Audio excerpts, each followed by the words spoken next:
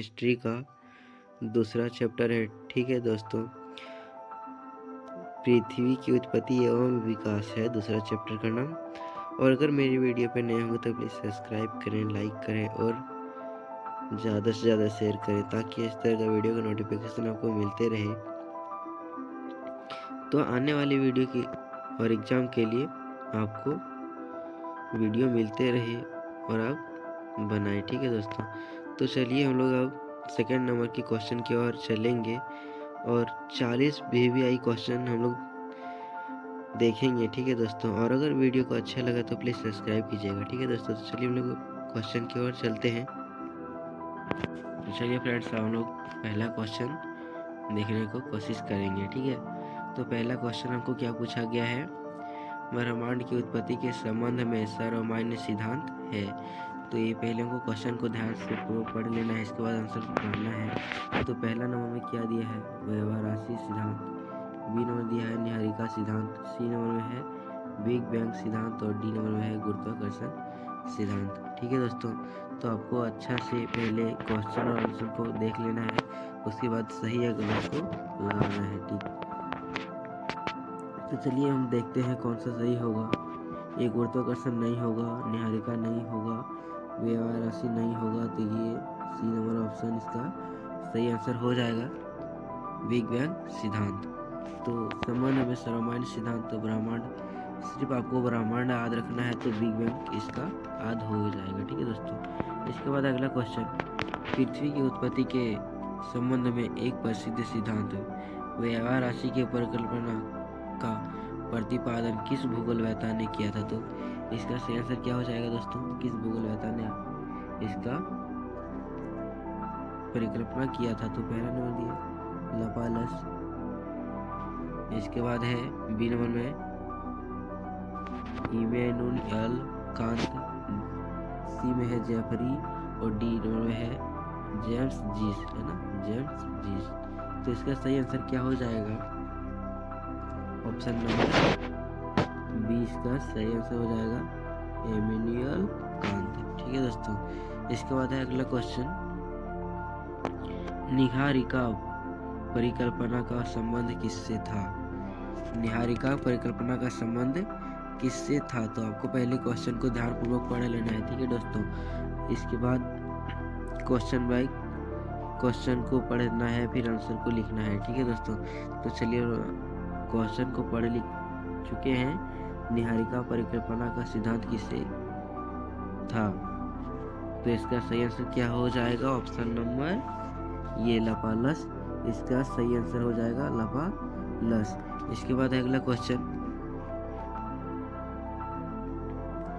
4 number question है, इनमें से किस परिकल्पना में यह कहा गया है कि ग्रहों का निर्माण धीमी गति से घूमते हुए पदार्थ के बादल से हुआ है। तो पदार्थ के बादल से हुआ है, तो ये कैसे हुआ है दोस्तों, तो हम लोग देखते हैं कैसे हुआ है।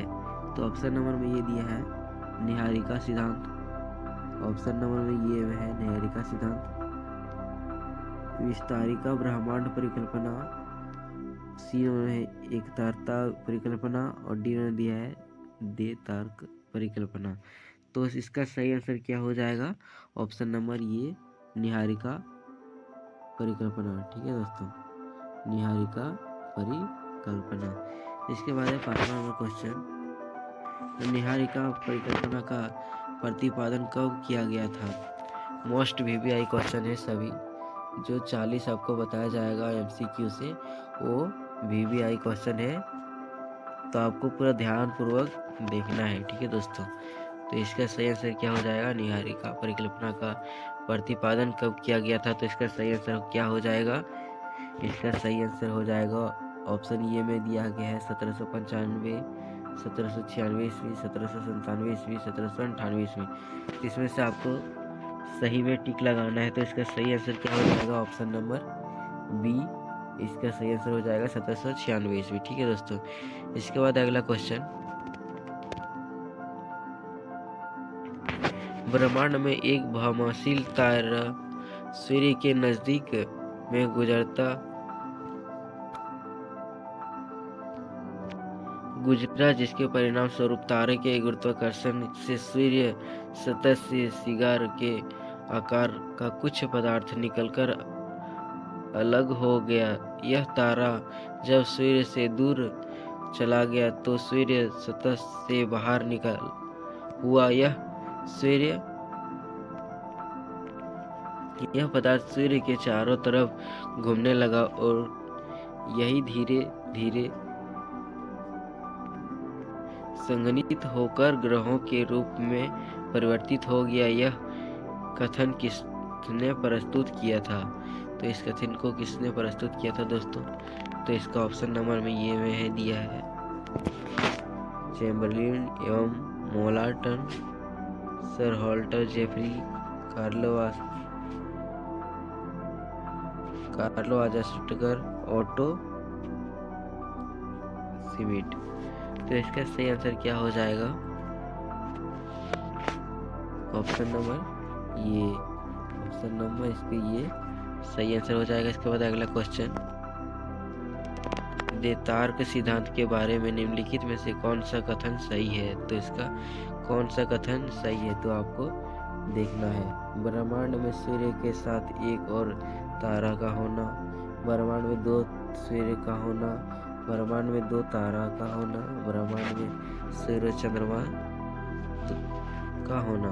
तो इसका सही आंसर क्या हो जाएगा? तो आपको याद होगा तो आप सही मार सकते हैं। आप ही रिवीजन कर रहे हैं तो इस वीडियो को पूरा ध्यान पूर्वक आप देखिएगा, ठीक है दोस्तों।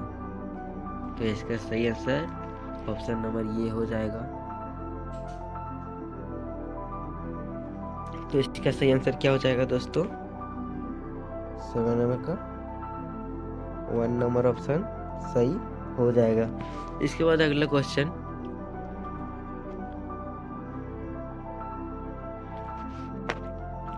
उन्नीस 1920 ईस्वी में यह किसने कहा कि ब्रह्मांड का विस्तार हो रहा है? 1920 ईस्वी में यह किसने कहा कि ब्रह्मांड का विस्तार हो रहा है? ठीक है दोस्तों। तो एडविन हबल ने, जॉर्ज लेमेतार ने, एमुल कांट ने, जेम्स जीस ने। तो इसका सही आंसर क्या हो जाएगा? तो ये क्वेश्चन भी VVI बहुत ज़्यादा पूछे गए हैं, आपको पूरा ध्यान पूर्वक रखना है, ठीक है दोस्तों। तो इसका सही आंसर क्या हो जाएगा? एडविन हबल, ऑप्शन ये राइट आंसर हो जाएगा, ठीक है दोस्तों। इसके बाद अगला क्वेश्चन, बिना देर के लोगों ज़्यादा मिनट ना लेते हुए हम लोग को सभी क्वेश्चन को देखना है। बिग बैंग की घटना आज से कितने वर्ष पूर्व हुए थे?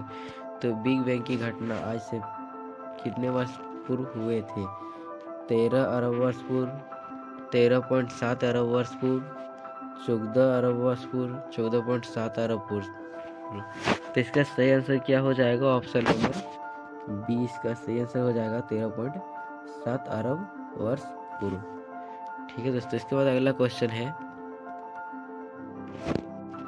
10 नंबर है, पहले परमाणु निर्माण कब हुआ था? तो पहले का निर्माण कब हुआ था? पहले परमाणु का निर्माण कब हुआ था? तो ऑप्शन नंबर में 1 में दिया है, बिग बैंग होने के 3 मिनट बाद, बिग बैंग होने के आरंभ 3 के अंतर्गत, बिग बैंग होने के दौरान कोई नहीं। तो इसका सही आंसर क्या हो जाएगा?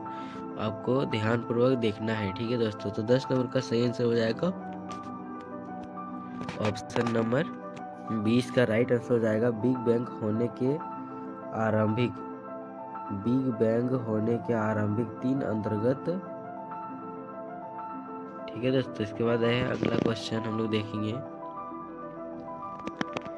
बिग बैंग से 3 लाख वर्ष के दौरान ब्रह्मांड में कौन सी घटना घटी? तो बिग बैंग जो 3 साल पहले का दौरान ब्रह्मांड कौन सी घटना घटी थी? तो आज इसकी चर्चा हो रही थी। फर्स्ट नंबर दिया है, तापमान 4500 डिग्री कम हो गया था, परमाणु पदार्थ का निर्माण हुआ था, ब्रह्मांड पारदर्शी हो गया था, इनमें से सभी। अगर आपको इनमें से सही देखने को मिल जाए तो आपको क्या लगाना है? ये सभी सब छोड़ देना है, 3 ऑप्शन को मान लिया जाए ये तीनों ऑप्शन होगा, ऑप्शन नंबर डी मार देना है, इनमें से सभी, ठीक है दोस्तों। अगर इनमें से सभी दिया हुआ रहे तो सभी में मार देना है। ऑप्शन बिल्कुल नहीं देखना है, सीधा इनमें से सभी, मेरा 1 नंबर जरूर मिल जाएगा। ठीक है दोस्तों, आपको अगर इनमें से कोई नहीं दिया हुआ रहेगा तो उसमें नहीं मारना है, लेकिन जहाँ इनमें से सभी दिया हुआ रहेगा तो उसमें सीधा लगा देना है। तो चलिए हम लोग अगला क्वेश्चन देखते हैं। ब्रह्मांड का विस्तार से तात्पर्य क्या है? तो इसका तात्पर्य क्या है? तो पहला नंबर दिया है गया है आकाश गंगाओं के बीच की दूरी में विस्तार होना, 2 तारों के बीच दूरी में विस्तार होना, सूर्य और पृथ्वी के बीच की दूरी का विस्तार होना, बादलों का विस्तार होना। तो इसका सही आंसर क्या हो जाएगा? ऑप्शन नंबर आपको देख लेना है अच्छा से। तो 12 का सही आंसर क्या हो जाएगा? ऑप्शन नंबर ये, आकाश गंगाओं के बीच की दूरी का विस्तार करना। इसके बाद है 13 क्वेश्चन। अस्थिर अवस्था संकल्पना किसने प्रस्तुत किया था? तो इसका ऑप्शन नंबर ये है, हॉयल में, लॉयर में, मोरलैंड में, और क्या दिया है? चैम्बरलेन में। तो इसका सही आंसर क्या हो जाएगा? ऑप्शन नंबर ये, हॉयल में, ये इसका राइट आंसर हो जाएगा। इसके बाद अगला क्वेश्चन, प्रकाश वर्ष क्या है? तो प्रकाश वर्ष क्या है? ब्रह्मांड की दूरी मापने की इकाई है, ब्रह्मांड में गैसों के सघनता मापने की इकाई है, ब्रह्मांड आकाशीय पिंडों का परिकल्पना की गति मापने की इकाई है।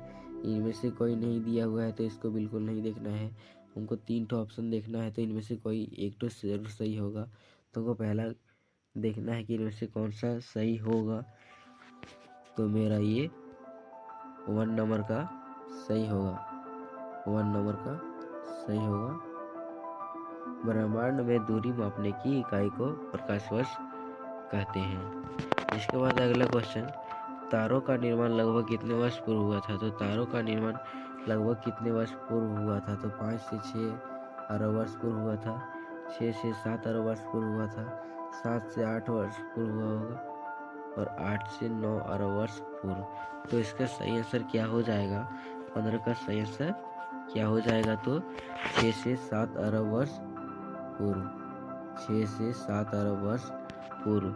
इसके बाद अगला क्वेश्चन, प्रकाश की गति कितनी होती है? तो प्रकाश की गति कितनी होती है?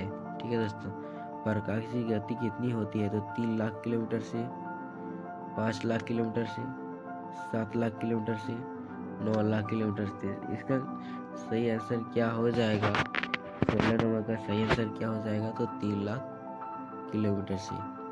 जहाँ प्रकाश की गति को कितना होता है, अगर प्रकाश पूछ दिया जाए तो सीधा मार देना है हमको 3 लाख। ठीक है दोस्तों, इसके बाद अगला क्वेश्चन है, पृथ्वी व सूर्य की औसत दूरी होती है। तो पृथ्वी और सूर्य की औसत दूरी कितनी होती है? तो ऑप्शन नंबर 1 में दिया है 14 करोड़ 95 लाख 48 हज़ार, 15 करोड़ 96 लाख 94 हज़ार, 16 करोड़ 14 लाख 96 हज़ार, और 14 लाख 96 हज़ार। तो इसका सही आंसर क्या हो जाएगा? ऑप्शन नंबर ये हो जाएगा सही, 14 करोड़ 95 लाख 98 हज़ार। इसके बाद अगला क्वेश्चन है, पृथ्वी और सूर्य की दूरी, पृथ्वी और सूर्य की औसत दूरी प्रकाश वर्ष के संदर्भ में प्रकाश वर्ष का कितना है? तो कितना है? तो ऑप्शन नंबर में दिया है केवल 8.311, केवल 4.111, केवल 8.123, केवल 8.111। तो क्या हो जाएगा इसका आंसर सही? 18 नंबर का ऑप्शन ये हो जाएगा, केवल 8.311। ठीक है दोस्तों, इसके बाद अगला क्वेश्चन, सौरमंडल का जनक किसे कहा जाता है? तो सौरमंडल का जनक किसे कहा जाता है? तो पहला नंबर क्वेश्चन में है निहारिका को, क्षुद्र ग्रह को, तारों के गैसीय पुंज को, ब्रह्मांड के पिछले पदार्थ को। तो इसका सही आंसर क्या हो जाएगा? ऑप्शन नंबर ये इसका राइट आंसर हो जाएगा, निहारिका को। इसके बाद अगला क्वेश्चन,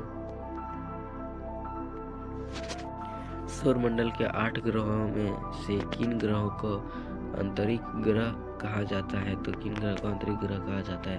तो पहला नंबर दिया है, सूर्य से दूरी के अनुसार पहले 4 ग्रहों को सूर्य से दूरी के अनुसार के 4 ग्रहों को सूर्य से दूरी के अनुसार बीच के 4 ग्रहों को उपरोक्त इनमें से कोई नहीं। तो इसका सही आंसर क्या हो जाएगा? 20 नंबर का सही आंसर क्या हो जाएगा? तो ऑप्शन ये इसका सही आंसर हो जाएगा। आपको पूरा ध्यानपूर्वक याद रखना है, ठीक है दोस्तों। इसके बाद अगला क्वेश्चन, सौरमंडल में स्थित प्रथम 4 ग्रह बुध, शुक्र, पृथ्वी और मंगल के किन पदार्थ बन हैं? तो किन पदार्थ बने हैं? तो गैसीय पदार्थ, सेलो और धातु पदार्थ, प्रोक्लास्टिक पदार्थ, नर्म एवं पिछले पदार्थ। तो इसका सही आंसर क्या हो जाएगा? ऑप्शन नंबर 20 का सही आंसर हो जाएगा सेलो और धातुओं से। इसके बाद अगला क्वेश्चन, जोबियन ग्रह किसे कहते हैं? तो जोबियन ग्रह किसे कहते हैं? इसका अगला क्वेश्चन है और भी ये इसका जोबियन ग्रह किसे कहते हैं? तो बृहस्पति के सामने ग्रह को, शुक्र के समान ग्रह को, खगोलीय ठोस पीढ़ी को, उपरोक्त इनमें से कोई नहीं। तो इसका सही आंसर क्या हो जाएगा? ऑप्शन नंबर ये इसका सही आंसर हो जाएगा बृहस्पति के समान ग्रह को। ऑप्शन ये इसका राइट आंसर हो जाएगा। इसके बाद है पृथ्वी का एकात्मक प्राकृतिक उपग्रह है। तो कौन सा उपग्रह है पृथ्वी का? चंद्रमा, टाइटन, गैनीमेड, फोबोस व डीमोस। इसका सही आंसर क्या हो जाएगा? चंद्रमा इसका सही आंसर हो जाएगा। इसके बाद अगला क्वेश्चन है, द बिग स्प्लैट किससे संबंधित है? तो किससे संबंधित है? चंद्रमा की उत्पत्ति से, सूर्य की उत्पत्ति से, ग्रह की उत्पत्ति से, तारों की उत्पत्ति से। तो इसका सही आंसर क्या हो जाएगा? ऑप्शन नंबर ये चंद्रमा की उत्पत्ति से।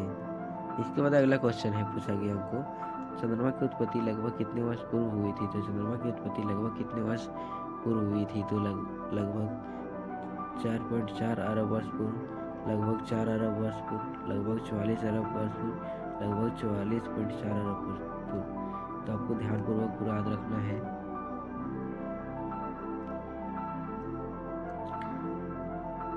अगर 44 रहे तो ये नहीं होगा दोस्तों।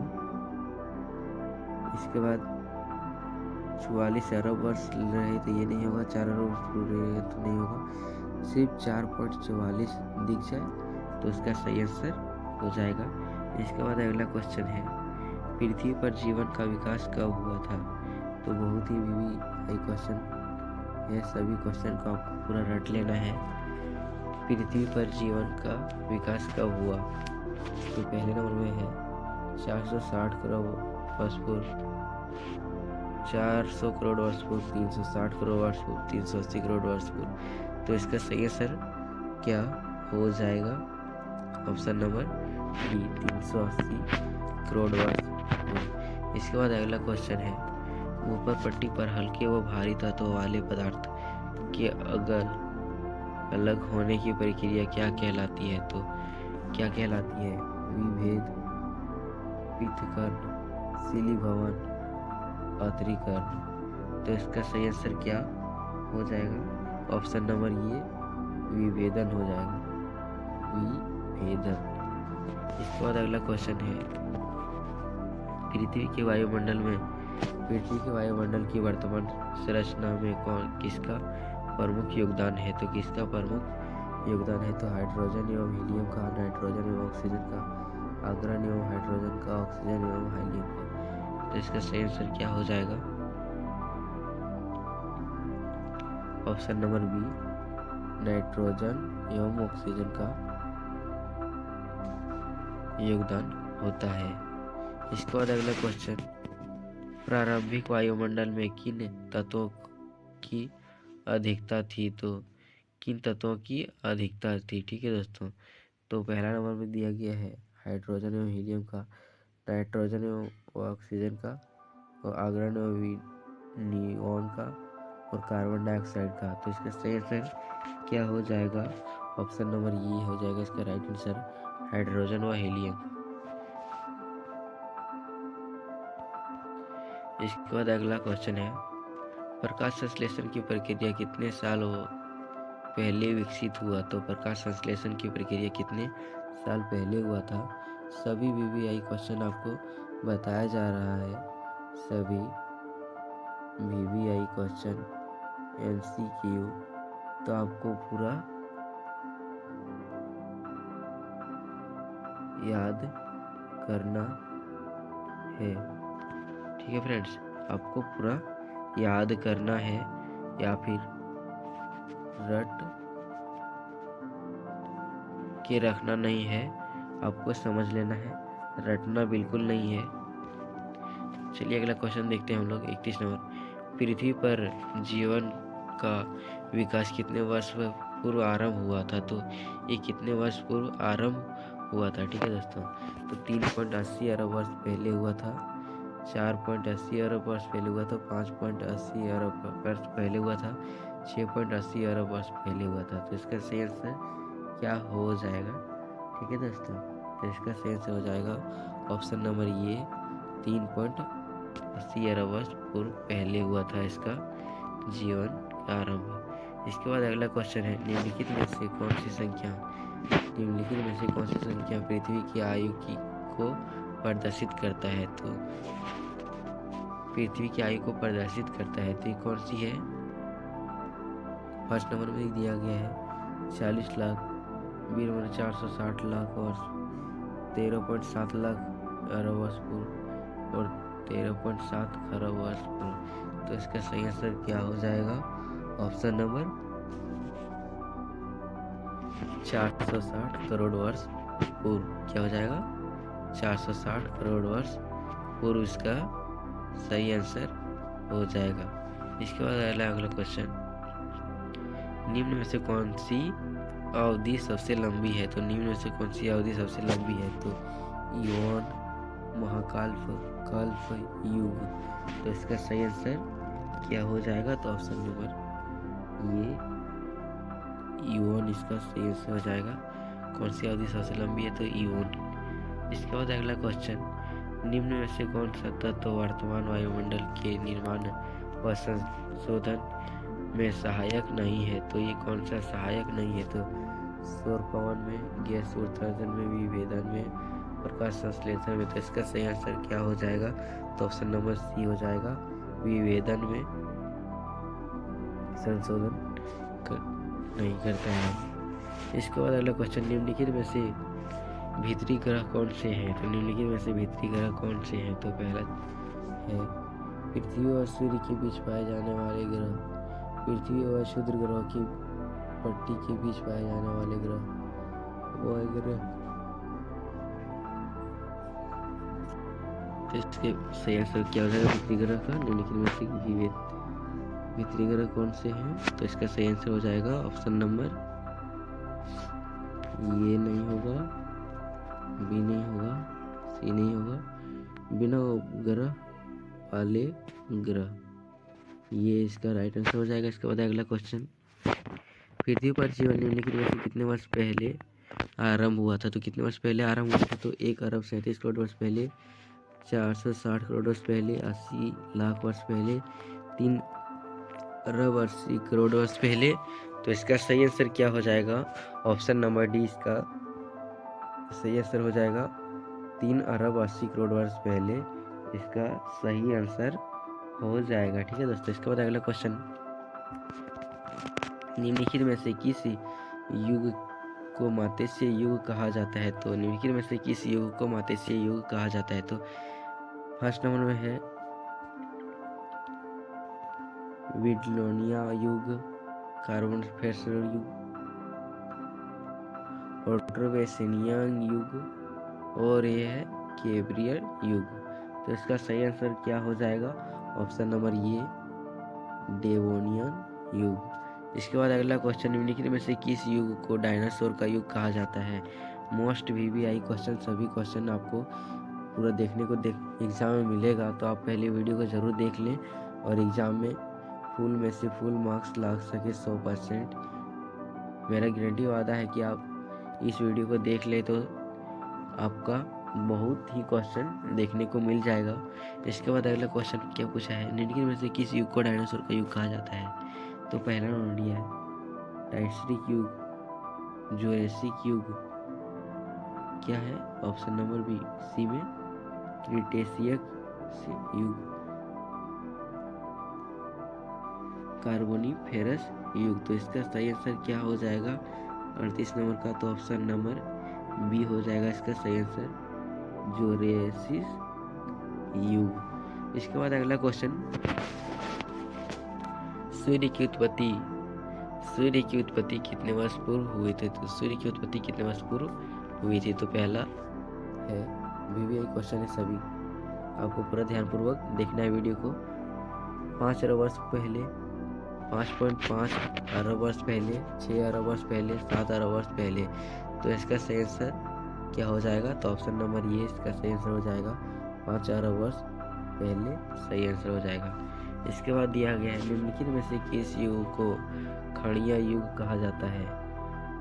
किस युग को खड़िया युग कहा जाता है? तो क्रिटेशियस युग को, जुरासिक युग को, कार्बोनिफेरस युग को और ट्रियासिक युग को। तो इसका सही आंसर क्या हो जाएगा? ऑप्शन नंबर ये क्रिटेशियस युग को।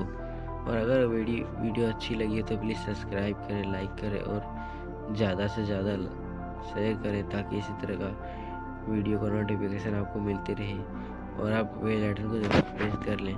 तो चलिए हम लोग मिलते हैं अगले वीडियो में। आपको इतना देखने के लिए मेरे वीडियो को ज़रूर से यहाँ